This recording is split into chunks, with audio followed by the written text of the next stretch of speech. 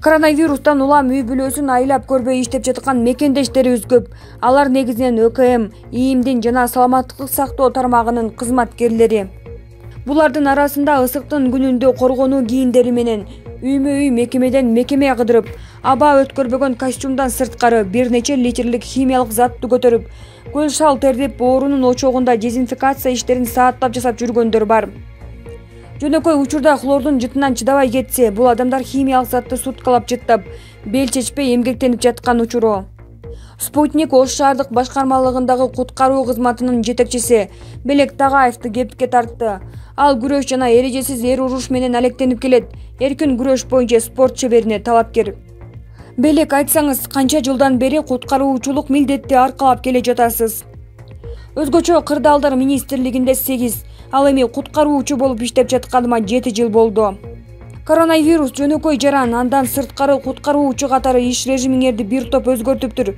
Канча сааттан иштеп жатасыздар? Биздин жашообуз февралда эле өзгөргөн.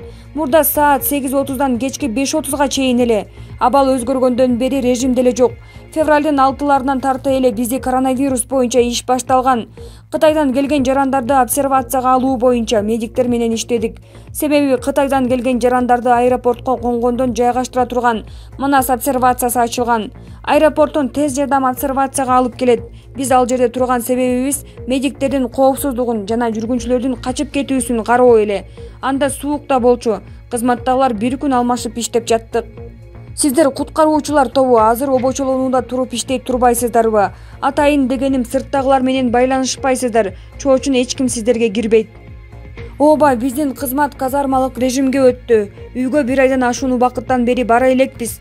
Буга чейин шаардын аймагындагы банктар, мекеме, уюмдар, кабаттуу үйлөргө да дезинфекция кылып келсек, азыр коронавирус чыккан ошокторго барып иштеп жатабыз. Бул Ош шаарында жасалат. Өзүбүздүн казармадабыз, обсервация катары турабыз. Сырттан эч ким кирбейт. Биз коронавирустун очогу чыккан жерлерден башка жактарга барбайбыз. Себеби кооптуулук күч. Биринчилерден болуп санитардык эпидемиологиялык кызмат аныктайт. Оорун алып кеткенден кийин биз дароо ошол жерге түшөбүз. Коронавирус инфекциясы чыккан жерге учогуна дарыгерлерден кийин эле сиздер кирип жатпайсыздарбы? Коргонуу каражат жагы кандай? Коргоочу костюм жана атайын бет кап, көз айнек, кол кап жана бутубузга өтүк кийебиз. Кээде ушул нерселер да жетиштүү болбой калат экен. Жеке коопсуздугубуз жана элге кооптулук жаратпасын деп кээде өзүбүздүн жаныбыздан алган учурлар болгон.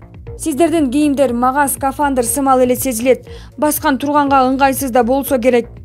Объектиге чыгаар алдында куралданууга 2 мүнөткө чукул убакыт кетет. Ачык жерлерге инфекция илешпегендей кылып коргонуп кийингенге аракет кылабыз. Көп кыймылдаганда кабаттуу үйлөргө кирип чыкканда абдан эле кыйын. Аба өтпөгөндүктөн көл шал болуп тердеп чыгасың. Бир топ убакыт иштегенден кийин кетпеген жерден тер кетет. Үстүңө суу куюп жибергендей агат. Бет кап менен көз айнек бири-бирине байланыштуу да, бууланып айнектен эч нерсе көрүнбөй калат. Аны кээде алып сүртөйүн десең, инфекция жугузуп алгандан коркосуң. Ичин арчыбай коеюн десең, көрүүгө мүмкүн эмес. Себеби дезинфекция иштери кылдат, чала жер калтырбай жасаш керек да. Негизи залалсыздандыруу вирусту жок кылуу да өзгөчө маанидеги процедуралардын бири. Айтор сыгып алма суу болосуң. Аппак кийинип, башынан бутуна чейин чүмкөлгөндөрдү көргөндө ошол аймактын реакциясы да ар кыл болсо керек. COVID-19дун биринчи учурлары Кыргызстанда аныкталганда Бишкектен ошондой формадагы кишилерди көрүп, элдин дүрбөлөңгө түшкөнү эсимде. Ооба, ар кандай мамилеге туш болосуң. Кээ бири жакшы сөз айтып, жылуу мамиле жасап, жардам бергиси келет. Кээде кызыгып сурап, ал тургай жардам кылганга аракет кылат. Андай учурда ичиң жылып түшөт. Себеби ар бир эле адам жакшы сөз менен жылуу мамилеге кайдыгер карабаса керек. Жактырбай мамиле кылгандар да болсо керек. Атайын костюм менен барып түшкөндө чоочуп, оолактап, желмугузду көргөндөй качкандар, кээде тилдеп сөккөндөр да болот. Кийимибизден улам маскара позго теңеп ийгендер да чыгат. Кайдагынын башын чыгарып жатасыңар, кайдагы коронавирус деп кекелегендер да кездешкен. Башка сөздөр да чыгып кетет. Албетте андай учурда биз деле тирүү адамбыз да, кыжырың келет. Бирок баарын кулак сыртынан кетиргенге аракет кыласың, себеби кызматтасың. Мунун баары идеалдыда ошол аймактагылардын, ошол адамдардын коопсуздугу үчүн жасалып жатканы балким оюна келбеген чыгар. Бирок соңку күндөрү эл коронавирустун олуттуу көйгөй экенин түшүнүп, бизге барганда мамилеси өзгөрүп калды окшойт. Объектилерге күндө чыгабыз да, ыраазычылыктарын, биз да кооптуу кызматта жүргөнүбүздү белгилеп жаткандарын байкай баштадым. Иш учурунда кыжырды келтирген эмне? Албетте биз ал жерге барып түшкөндө инфекция жугузгуч катары карагандарда болот. Кооптонуу сезими ар бир адамда болот эмеспи? Ал түшүнүктүү нерсе. Бул үчүн эч кимди күнөөлөй албайсың. Коргонуучу костюм менен барганда алыстан туруп алып, телефонго, сүрөткө, видеого тартып алып, комментарий калтыргандарды, сенин дарегиңе жагымсыз сөздөрдү айткандары жакпайт. Анан биздин абалда, биздин оордубузда калып, сыгып алма суу болуп, ушундай заттар менен иштеп жатканда мазактаганыңды көрөт элем дейсиң ичиңен. Аба жетпеген костюмдарда ошондой тердеп тепчип, канча сааттап иштейсиздер? Негизи эле иш процесси кандай болот? Эртең менен саат 8:30-9:00 чамасында чыгып, түшкү 12:30 чейин тынымсыз бир нече объектилерде иштеген учурлар болот. Бул күнүгө кайталанышы да мүмкүн. Коронавирус инфекциясы чыккан ар бир дарекке барып, дыкаттык менен дезинфекция кыласың. Көп кабаттуу үйлөргө чыкканда көбүрөөк кыйналасың. Ал эми иштин жүрүшү боюнча айтсам, тиешелүү топ оору чыккан жерге барып түшөт.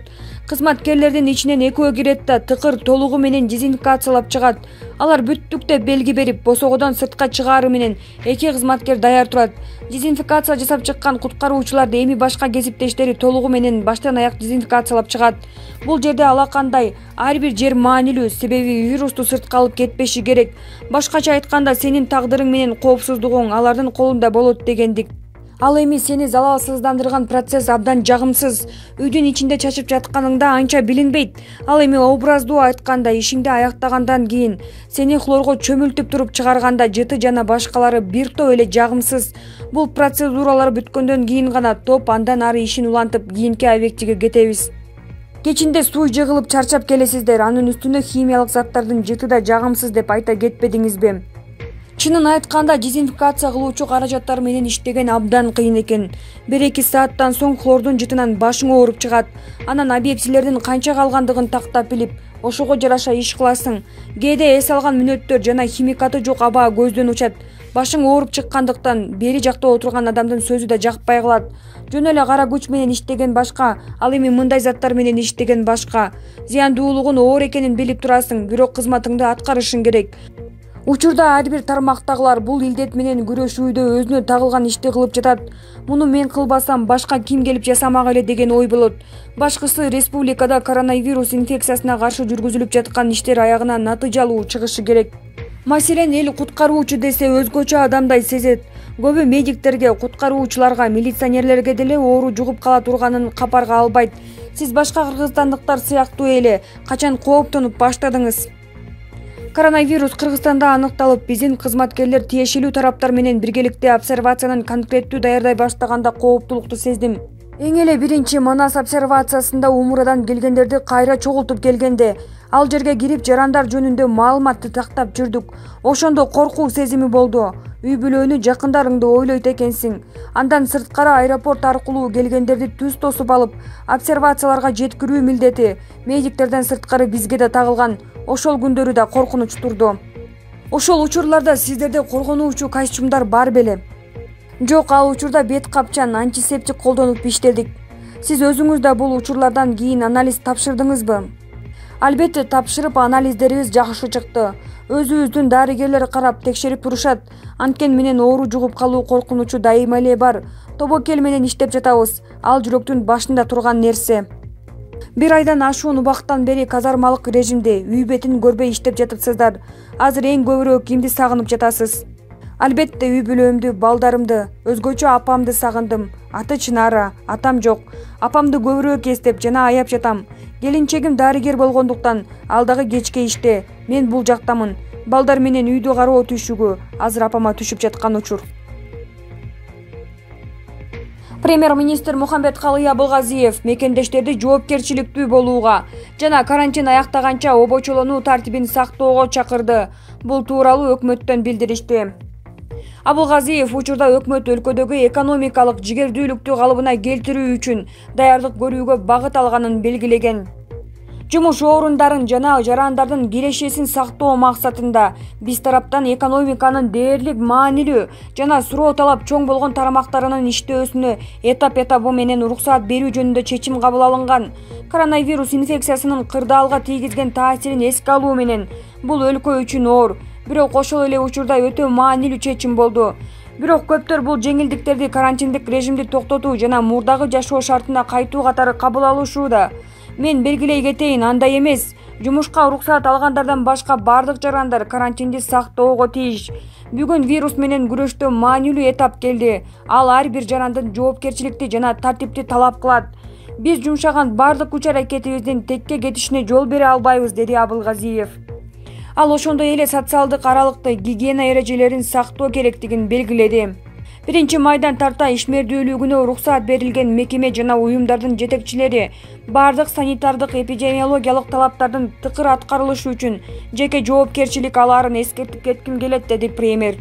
Өкмөт башы вирустун кеңири тарап кетишине жол берилбегенин, эми ушул жыйынтыкты бекемдөө үчүн талаптарды аткарууга чакырды.